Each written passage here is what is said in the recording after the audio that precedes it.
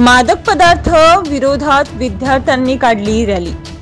सध्या सर्वत्र मादक पदार्थ सप्ताह चालू असल्याने अनेक शाळेतील विद्यार्थ्यांकडून मादक पदार्थ विक्री बंद करण्यास रॅली काढण्यास चालू केले असून रामनगर येथील सरकारी माध्यमिक शाळेच्या विद्यार्थ्यांनीही रॅली काढली।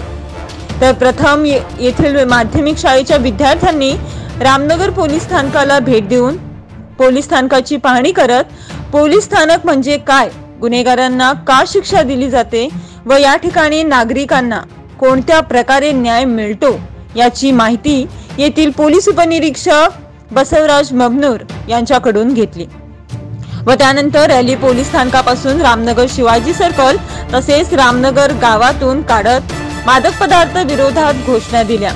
यावेळी माध्यमिक शाळेचे शिक्षक वर्ग तसेच पोलीस कर्मचारी सदर रॅलीमध्ये उपस्थित होते। समाज वार्ताच्या ताज्या घडामोडी पाहण्यासाठी आमच्या चॅनलला सबस्क्राइब करा।